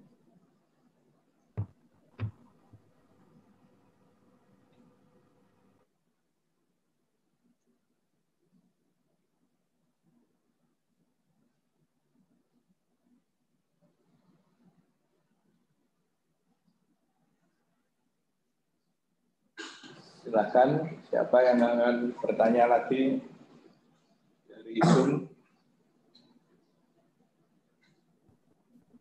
Mohon maaf Bapak, kalau masih ada waktu, satu lagi yang saya pertanyakan pada Pak Mas Hudi Pak tentang naskah. Monggo, silakan Pak. Jadi permasalahannya begini Pak, di wilayah kami di Kabupaten Trenggalek itu masih banyak tersimpan naskah-naskah khususnya yang berhuruf Arab Pegon. Tetapi sepanjang ini ada kendala. Yang pertama, tidak bisa membaca karena memang gaya penulisannya lain. Bahkan kami pernah mendatang dari IAIN juga tidak bisa membaca. Terus kemudian yang kedua, masih ada dari pemilik semacam pengkeramatan dan lain sebagainya. Itu yang menjadi halangan bagi kami untuk minimal mengidentifikasi. Kemudian dari naskah-naskah tersebut, saya kira yang paling tertua sekitar abad 18.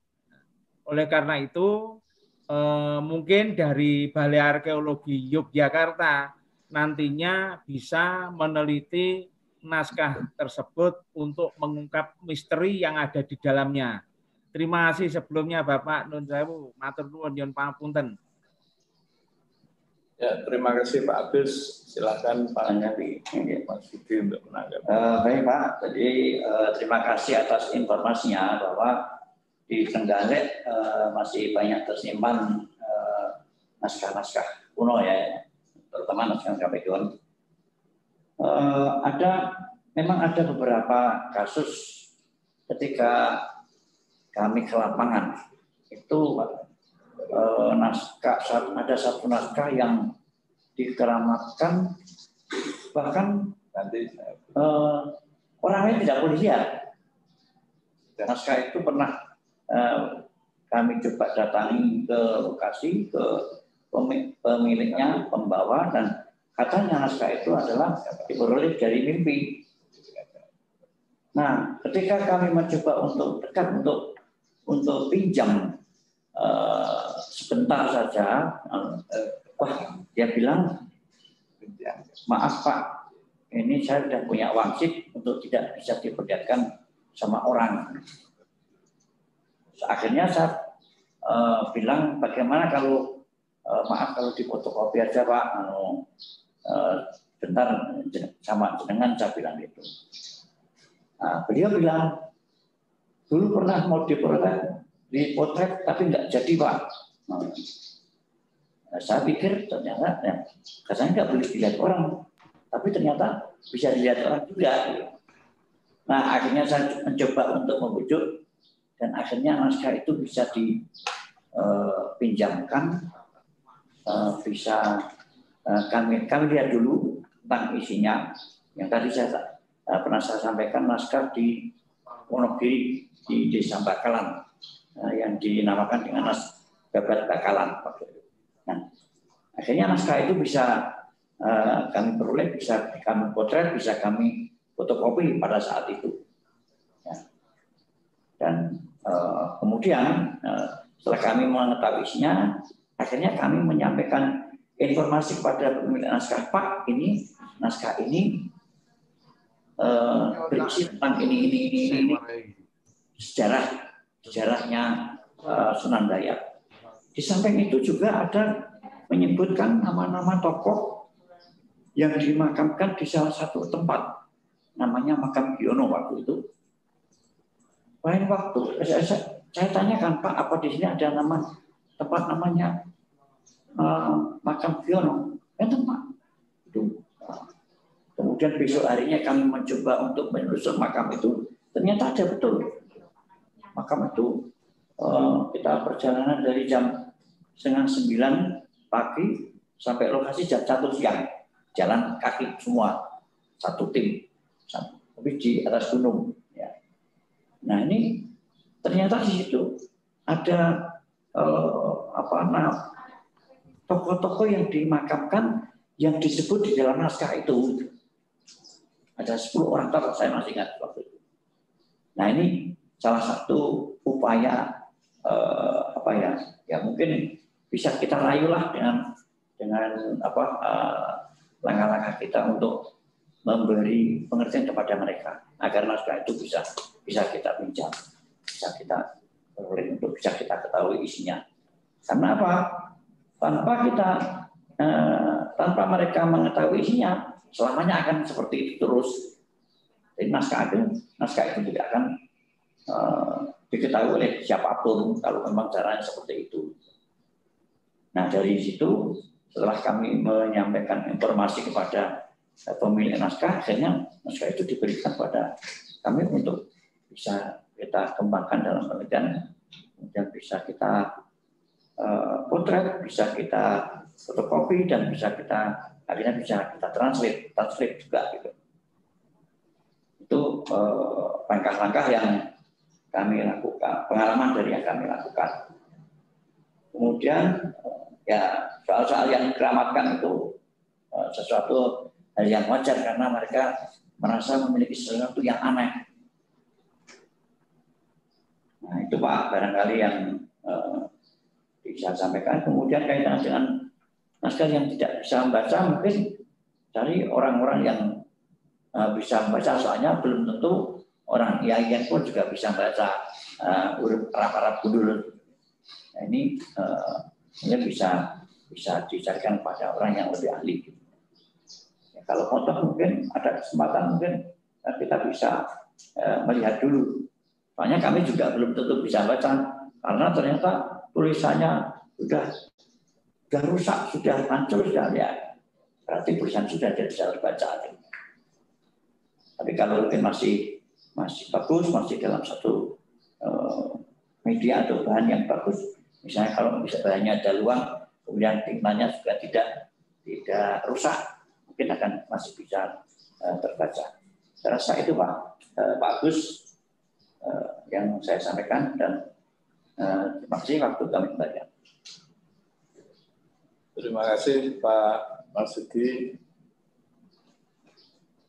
Ya, saya kira bisa kita cukupkan sekian. Memang menarik sekali apa yang kita diskusikan pagi ini. Satu dari masa Islam dan satu dari masa kolonial. Kedua-duanya merupakan jejak peradaban asing yang pernah datang ke Indonesia.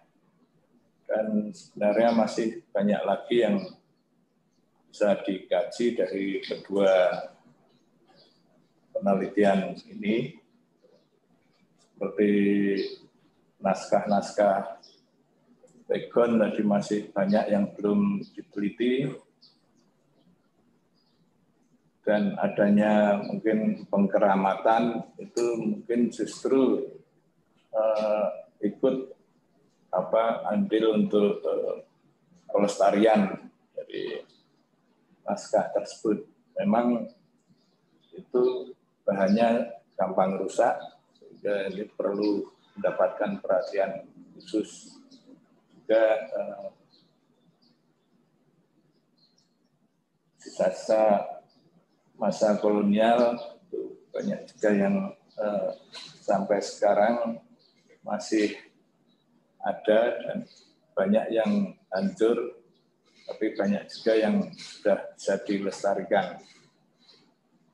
Kemudian sebelum kami menutup kegiatan ini ada pengumuman untuk bulan depan, bulan Mei 2021, ada temu ilmiah rutin periode yang keempat.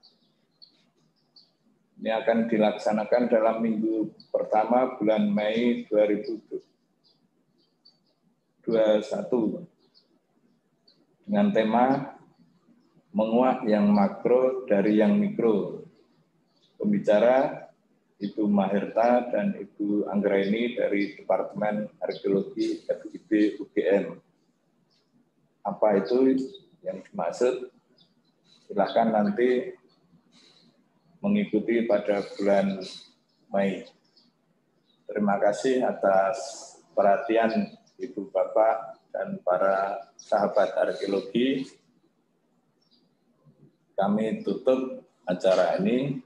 Wassalamualaikum warahmatullahi wabarakatuh.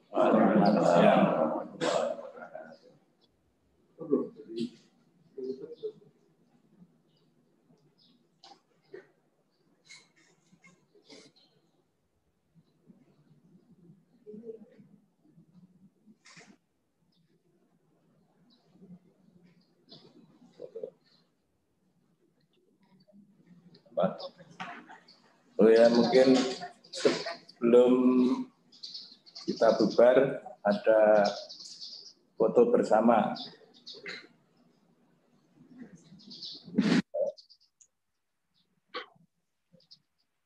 Mas Rio, tolong untuk memfoto kegiatan ini, silakan.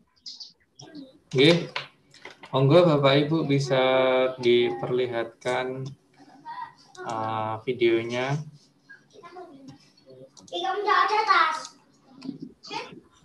Sama begini.